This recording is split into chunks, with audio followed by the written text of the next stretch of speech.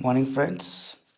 जैसा कि आप सब जान रहे हैं, आप क्लास 12 का जो है वो फर्स्ट टर्मिनल एग्ज़ाम होने वाला है, जिसमें मॉडल सेट पेपर आ चुका है। और फर्स्ट मॉडल सेट का सॉल्यूशन बनाने के बाद कई सारे स्टूडेंट्स का ये क्वेश्चन था कि सर आप जो है वो मॉडल सेट 3 का क्वेश्चन आंसर बना दीजिए। तो आपके स्क्रीन पे जो है वो पैसेज दिया हुआ, अगर हम पैसेज पढ़ेंगे तो लंबा हो जाएगा, तो बिना लेट किए हम लोग जो है वो डायरेक्ट क्वेश्चन आंसर पे आते हैं। तो आप जो है एक बार ज़रूर से ज़रूर पैसेज पढ़ लीजिएगा, ताकि आपको ये क्वेश्चन आंसर समझने में दिक्कत ना हो। पहला सवाल है, which of the following statements is not true as per the passage. यानी कि इस पैसेज में कौन सा ऐसा स्टेटमेंट है जो कि ट्रू नहीं है, सही नहीं है। तो यहाँ पे आप सी नंबर ऑप्शन देखिए, the first recorded event of Chipko took place in Jodhpur in 1931। यहाँ तो ये जो है वो आपका आंसर हो जाएगा सही, कि ये 1931 में नहीं बल्कि 1987 में। यहाँ देखिए 1937 में है, मगर यहाँ ऑप्शन दिया हुआ 1931, यानी ये आंसर हो जाएगा आंसर नंबर सी। आगे बढ़ते हैं, the movement practices of Gandhian methods of. तो गांधी का जो मेथड है, तो कौन कौन सा मेथड था काम करने का। तो सबको पता होगा कि नॉन वायलेंस, रेजिस्टेंस और सत्याग्रह, ये जो है वो इनका काम करने का तरीका था। तो यानी ऑप्शन नंबर बी हो जाएगा, बोथ 1 एंड 2। ओ, यहाँ पे 3 दिया हुआ, यानी ऑप्शन गलत है, यहाँ पे 2 होना चाहिए, यानी आंसर हो जाएगा बी, बोथ 1 एंड 2। आगे बढ़ते हैं, third number question, where did Chipko movement start. ये चिपको मूवमेंट जो है वो कहाँ स्टार्ट हुआ था। तो ये स्टार्ट हुआ था option number B, Garhwal region में। तो ऑप्शन नंबर बी आंसर हो जाएगा। आगे बढ़ते हैं, the landmark event of Chipko movement took place in on 26 मार्च 1974। ये कहाँ पे हुआ था स्टार्ट भाई। तो ये हुआ था आपका रेनी विलेज, यानी कि आपका सी नंबर हो जाएगा आंसर। आगे बढ़ते हैं, आगे है question number 5, the Chipko movement receive the right livelihood award in. तो ये कब लाइवलीहुड अवार्ड कब इनको मिला गया था भाई। तो ये हुआ था आपका option number C 1987। Next question देखते हैं, छठा नंबर, the first recorded event of Chipko movement took place in. ये कहाँ पे हुआ था। तो आपका ऑप्शन नंबर हो जाएगा ए, खेजराली। आगे बढ़ते हैं, question number 7, which word is the paragraph mean same as attend to is. Attend to का जो है वो सेम मीनिंग क्या है जो पैसेज में दिया हुआ। तो यहाँ पे आपका ऑप्शन हो जाएगा डी नंबर, एड्रेस। एड्रेस जो हो जाएगा ये आपका हो जाएगा आंसर। पहला पैसेज आपका हो गया कंप्लीट। अब दूसरा पैसेज देखते हैं। तो पैसेज आपके स्क्रीन पे यहाँ पे दिया हुआ है, अगर हम पढ़ेंगे तो अगेन लेट हो जाएगा, वीडियो लंबा हो जाएगा। तो बिना लेट किए हम लोग क्वेश्चन से पढ़ते हैं। एक बार आप जो है क्वेश्चन ज़रूर पढ़ लीजिएगा। सवाल जो है 8वां नंबर सवाल, how old was Prema when the stove on which she was making coffee burst. Prema जो है वो कॉफ़ी बना रही थी और अचानक से स्टोव फट गया था। तो ये कब हुआ था। तो आपका ऑप्शन पहला ही लाइन में आप पैसेज पढ़ेंगे तो वहाँ पे दिया हुआ है, यहाँ आपकी ऑप्शन होगा बी, जब वो 8 साल की थी। तो 8 हो जाएगा आंसर। आगे बढ़ते हैं, the faithful incident took place in which year. ये इंसिडेंट जो हुआ था ये कौन से साल में हुआ था। तो 1965, ऑप्शन नंबर सी आंसर हो जाएगा। आगे बढ़ते हैं, which part of our body was most affected by the incident. ये जो इंसिडेंट हुआ तो ये सबसे ज़्यादा कौन सा बॉडी इसका इफेक्ट किया था। तो ऑप्शन नंबर सी हो जाएगा फेस। फेस पे जो है वो ज़्यादा इफेक्ट हुआ था। आगे बढ़ते हैं, नेक्स्ट है question number 11, what did Prema's mother decide to make her if her life was saved. अगर वो उसका लाइफ बच जाता है तो उसकी माँ उसे क्या बनाना चाहती है। तो ऑप्शन नंबर बी हो जाएगा डॉक्टर। नेक्स्ट सवाल चलते हैं, which of the following word mean same as woe given in the passage. Woe का सेम मीनिंग क्या होता है। वो का मतलब होता है प्रॉमिस, वादा करना, यानी कि आपका आंसर हो जाएगा ए सोलन प्रॉमिस। नेक्स्ट 13 नंबर, इन आपका ये पैसेज का सेक्शन भी हो गया कंप्लीट। अब यहाँ पे आता है सेक्शन बी, यानी grammar section. In report writing narration of the event is always written in. तो रिपोर्ट राइटिंग हमेशा जो है वो पास्ट फॉर्म में लिखा जाता है। तो यहाँ पे ऑप्शन हो जाएगा आपका B, immediate past form. Next आते हैं, while writing a note which of the following is freely used. तो नोट बनाते वक्त हम लोग सबसे ज़्यादा यूज़ क्या करना है और क्या करना चाहिए, तो ये सबको पता होगा कि ये एब्रिविएशन जो है वो यूज़ करना है और ये करना ही चाहिए, यानी आपका वन आर्टिकल में बी नंबर हो जाएगा आंसर एब्रिविएशंस। आते हैं 15 नंबर। In a formal letter the to the editor the complimentary close should be. Complimentary close कैसे होना चाहिए, है कि नहीं, जब हम ख़त्म कर रहे थे लेटर टू एडिटर तो कैसे होना चाहिए, योर लविंगली, लविंगली प्यार मोहब्बत नहीं, यहाँ पे आपका हो जाएगा B number answer yours truly.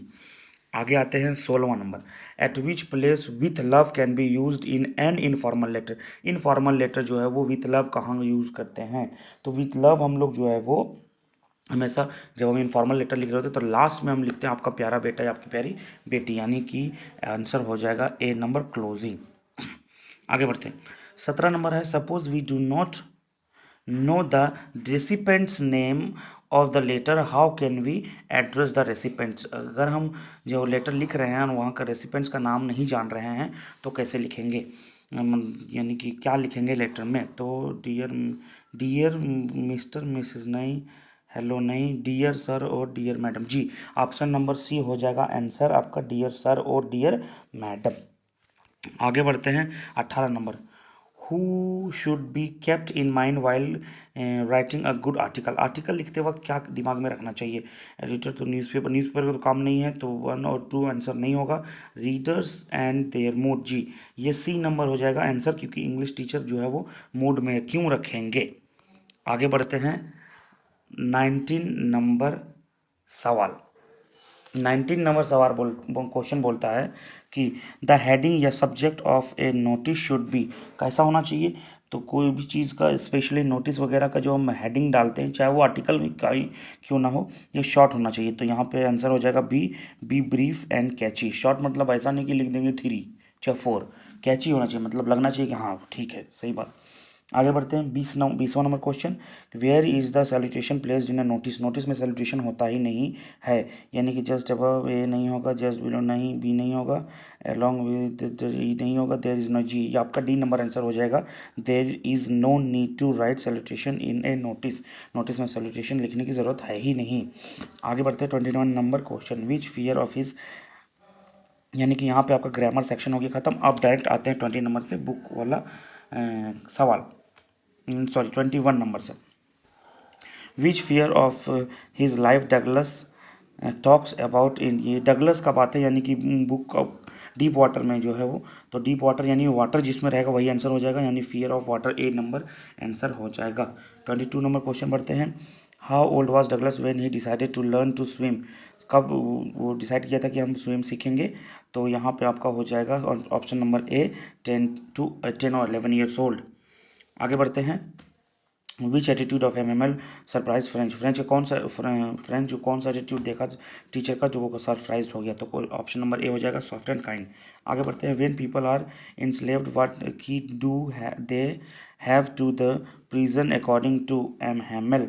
तो यहाँ पे आपका 24 का जो आंसर है वो हो जाएगा देयर बिहेवियर नहीं, दे विल गो फाइट नहीं, देयर पावर नहीं, देयर लैंग्वेज। लैंग्वेज का बात है यहाँ पे, their language, C D number हो जाएगा आंसर। आगे बढ़ते हैं 25। Why did sahib and his family come to India. तो सब अब जब चैप्टर पढ़े होंगे तो आपको पता होगा ये बांग्लादेश ढाका कराने वाला था, मगर ये इंडिया आया था, दिल्ली सीमापुर इसलिए आया था क्योंकि इसका घर जो है वो वहाँ पे बह गया था, यानी डी नंबर आंसर हो जाएगा। Because storms destroy their homes and fields. जब आंधी तूफान आया था तो उसका घर बार जो है वो तबाह हो गया था, बर्बाद हो गया था। आगे बढ़ते हैं 26। Where Dutch sahib live. अब कहाँ रहता है, तो अभी हमने बताया कि दिल्ली के सीमापुरी में, यानी ए नंबर हो जाएगा आपका आंसर। आगे आते हैं आपका 27 number. Which is the centre of India's glowing glass blowing industries. Glass blowing कहाँ है, तो फिरोजाबाद, डी नंबर सबको पता है कि फिरोजाबाद आंसर हो जाएगा।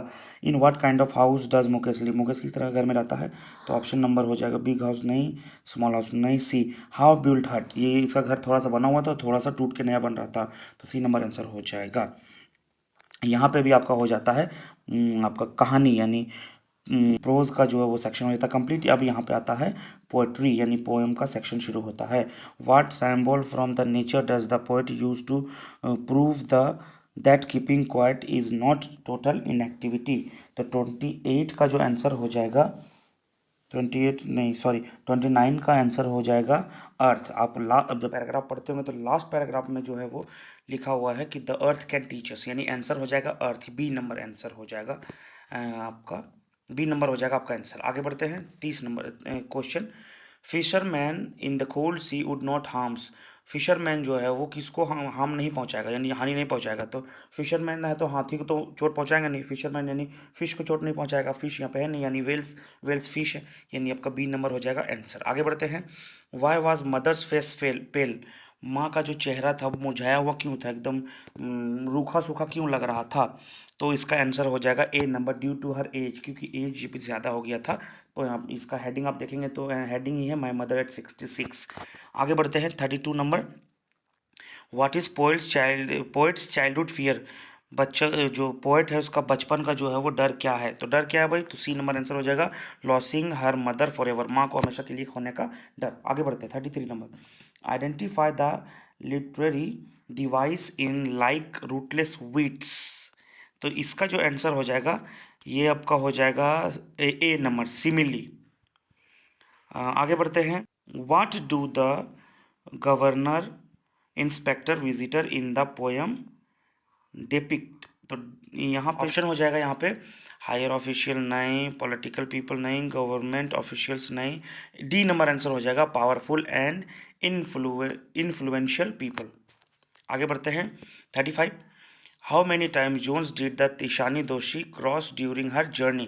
तो जब आप स्टोरी पढ़े होंगे तो आपको पता होगा ये सी नंबर हो 9 टाइम्स जोन जो है वो पार करती हैं, तो ये आपका हो जाएगा आंसर सी नंबर।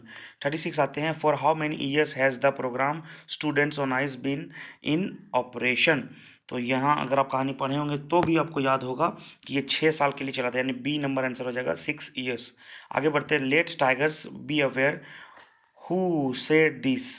तो ये आपका दूसरा बुक आ गया कि कौन बोला था कि बाघ को बोल दे हमें से बच के रहा जाए। तो सी नंबर आंसर होगा द प्रिंस जंगजंग बहादुर। आगे बढ़ते हैं कि how many rings did maharaja send to British officers good lady. तो ये जो है वो अपने राज्य को बचाने के लिए वो जो राजा थे जंगजंग बहादुर जो थे टाइगर किंग, इन्होंने कलकत्ता से रिंग मंगवाया था। ये सी नंबर आंसर हो जाएगा 50, यानी 50 रिंग्स बनवाया था। आगे बढ़ते हैं 39। What was doctor Sadao's age when he was sent he had been sent to America. जब वो अमेरिका भेजा गया चला गया तो उसका उम्र कितना था। तो वो बी नंबर आंसर हो जाएगा, वो 22 साल के थे। Last 40 number. In whose bedroom did doctor Sadao carry the wounded man. ये वोंडेड मैन जो घायल आदमी था तो उनको डॉक्टर सदाओ ने घर लाए तो किनके रूम में रखा। तो आंसर हो जाएगा ए हिज फादर्स, यानी कि उनके पापा मतलब मर गए थे, यानी डेड हो चुके थे, तो उनका रूम हमेशा साफ सुथरा रहता था, कोई नहीं रहता था उस रूम में, तो इसी के लिए वो रूम खाली था तो उनके रूम में ला करके रखा था। होप्स आपको समझ में आ गया होगा। अब आपको किस तरीके कौन सा सेक्शन आपको चाहिए या किस तरह का क्वेश्चन आंसर अगर आपको चाहिए, अगर आप हमसे जानना चाहें तो आप हमें कमेंट सेक्शन में पूछ सकते हैं। और अगर आप हमारे चैनल पे नए हैं तो आप हमारे चैनल को सब्सक्राइब करें। हमारे चैनल को 2 बार सब्सक्राइब नहीं करें नहीं तो अनसब्सक्राइब हो जाता है। और हमारे वीडियोज़ को लाइक करें और अपने दोस्तों के साथ शेयर करें। Thank you.